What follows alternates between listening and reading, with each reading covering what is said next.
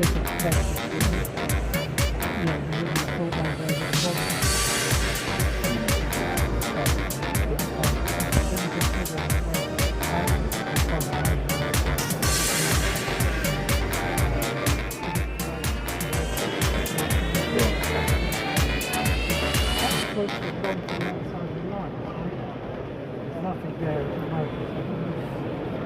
fence of the house. It's not really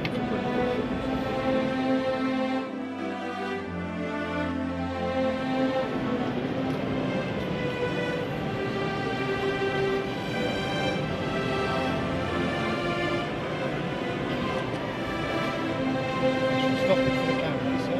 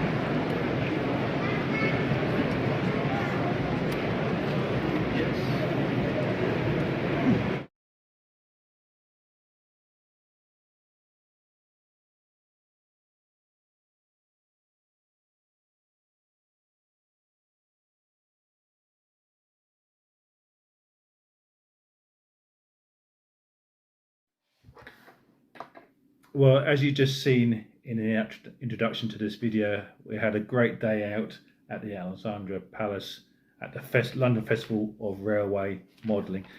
It's a yearly treat for me and Malk to go there and have a look around at the trade stands, new products, new traders, and obviously the layouts to give us some ideas for our layout or get some tips or just general enjoyment of looking at other people's layouts and a bit of motivation to keep progressing with our layout. So it was a lovely day.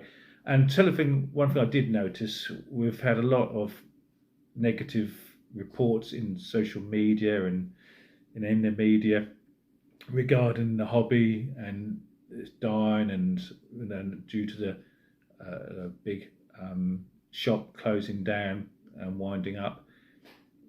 It's been sort of doom and gloom, but to be honest, being there yesterday, it was heaving with people. You were fighting to get to the traders to get your bargains and bits and pieces of your list, and also looking around the layouts, trying to fight to get to the front to look at people's layouts was hard as well because it was fairly busy at the show yesterday. So to me, I think it's not doom and gloom, it's all positive. But anyway, we'll move on from that. So as always, I do have a list, and I always take this with me. This is my rolling stock list for my coaching stock. So I have this with me, I take to the shows because then I don't double buy what I already have. I know you can get things renumbered, but I decided to do like this, and it gives the item number, what it is, a BR Mark 1 second open composite brake, full brake, colour crimson and cream or maroon, or BR Southern Green, and you got the running number and the region, so I know what I've got. So that's always handy to have with me when I go to shows. Anyway, so what did I buy? I did have a capped money I was going to spend, so we'll start off with the small stuff. First of all, I bought a couple of washers from a stand. These were $5.99 each. I've got a light rust wash, so I can use that for the ballast on the track, just to tone it down on the fresh ballast. And then I got this. This is a slimy grime light by Ammo Paints, Nature Effects.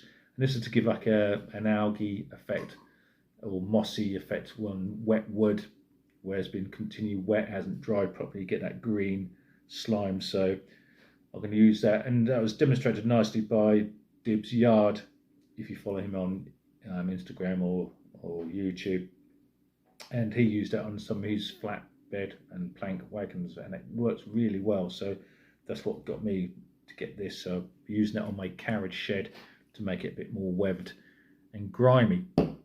Got some aerosol paints, roof dirt and BR Stock Green. That's for the girder bridge, but another girder bridge I'm fitting on the layout. You'll see that in a future video.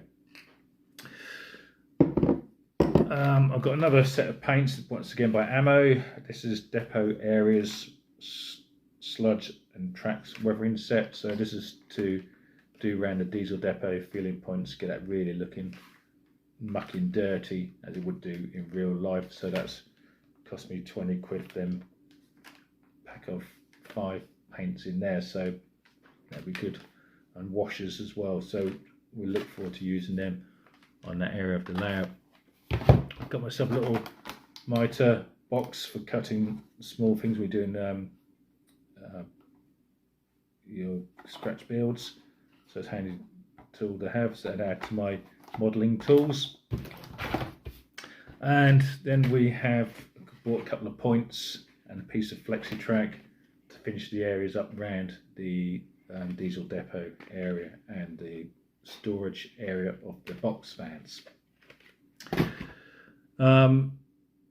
I've got some rolling stock. These were from the Junction Box stand shop, and these were really a good price. This was £30, and this is a Hornby Collet Corridor brake third. So that's going to add to my Western stock, Western region stock, because I have got 3 locos, my couple of tank engines, and a King. So that'll make some more rakes with them. I still need some more Western region. That's probably my lowest stock is of the Western region, so I just need to build up a bit more. I've got another addition to my Southern. This is a Munzel compartment brake third class in crimson and cream, or cream and crimson. So Malcolm spotted that, and this was £25, so that was a real good price for this Hornby item. So that'll look good on my Southern stock. What's getting quite completed now, because I think I can make up probably 3, maybe even 4 rakes at a push, but definitely 3. So what's good now. So got that, and I'll probably get these weathered up eventually by TMC or Neville Grove as well. And I did drop off some stock to TMC. At the same time, drop off my wife's Skylex car to be repaired, as that wasn't working. But I've got some brakes, a full brake Mark 1 to be weathered, heavily weathered, and it's either a Munzel or can't think of the other one. A Bullard coach to be weathered, a brake. So a half brake. So that's away being heavily weathered as well. Just going back to the show and my guide here. The layouts that we did look at I enjoyed were Frecklesham, Hope Under Dinmore, Medway Quay, Newchapel Junction, Solent Summit, Abington Branch, and Watlington. They're the layouts I saw.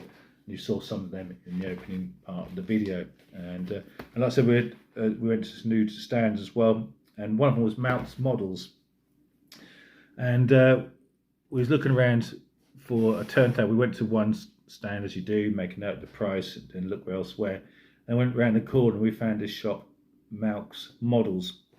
But well, that was a better deal, because what he'd done, you had the Pico LK55 turntable, you had the power supply unit, and then we had the turntable motor. All this together was £125, what I thought was a bargain. So going around here and everywhere just buying bits and pieces, we thought, well, we'll go for that and buy the complete set, and then we've got the turntable. This will be used in the harbour scene, what I'm building on the side of the layout.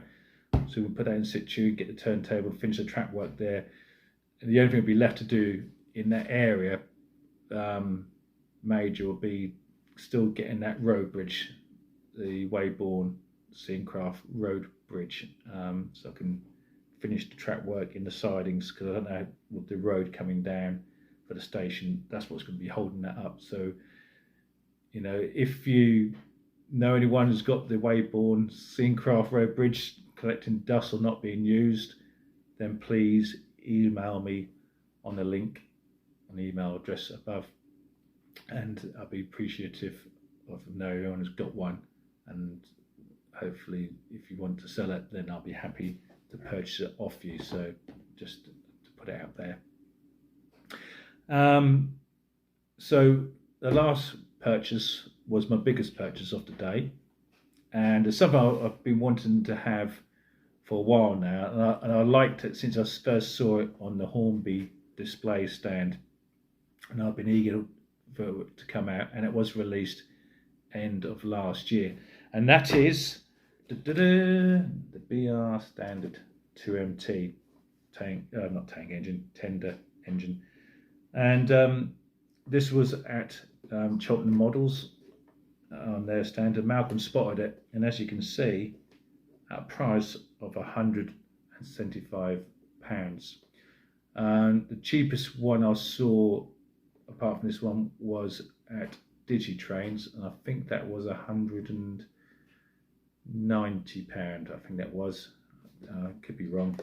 And others were around 190 to 200 mark anyway. And I had it in this colour, another green without the gold banding around the boiler, and the black. But the black had the early crest, what I didn't want. I wanted the late crest. So it's out to two greens. So I chose this green, and to be honest, I prefer this green because the reason is I went on this train, or similar, not the exact running number, on the Keighley Worth Valley Railway up in Keighley in Yorkshire, and we went on it a couple of years ago when we first visited that railway. So obviously it's got a bit of sentimental value to me because the first time I've been on that loco, and that was that same colour. So I'm pleased to have this model now in my hands. But as you know, if you can see, there's a price underneath. So when I took it off when I got home, we can see this was retailing at £206.09. We know the recommended retail price for this loco should be either £228 to £230. So even £206 is still cheap than a recommended retail price, but to get it for £175, to me that was the bargain of the day, and I'm pleased I got this. So at the end of this video you'll see it hopefully running around the layout if there's no issues with it, so I get the decoder fitted in. If that's happened to me before, bought a loco from the Alexandra Palace and the old valve gear just fell to bits, so hopefully it won't happen in this one, but we'll run it around the layout anyway, hopefully at the end of the video and you get to see it. But the detail, just give you a quick show. You can see, oops,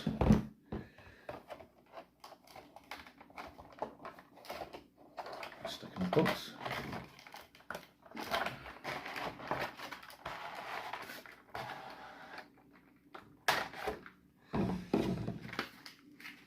see a lovely detail on the model, especially the valve gear and the piping, brass pipe and copper pipe round the loco itself. So then the valve gear, the detail on that was fantastic. So it's a lovely compact model, and it's going to look good on the layout, especially around the branch line. And eventually I'll get the sand chipped next year, and that'll probably run on my portable layout out in the garage as well. Could be an ideal branch locomotive to use on the layout. So I was really happy with that. Pleased I got that. So another loco to my collection, and that will look good running on the layout. So in all, that was a good day out at Ali Pally, and once again it didn't disappoint. So and that was a good day. So as always, thanks for watching. Please leave any comments on the video and give it a like, and we'll catch you on the next update video of Harwich Junction. So as always, stay safe, keep well, and keep modelling. Take care. Catch you again soon.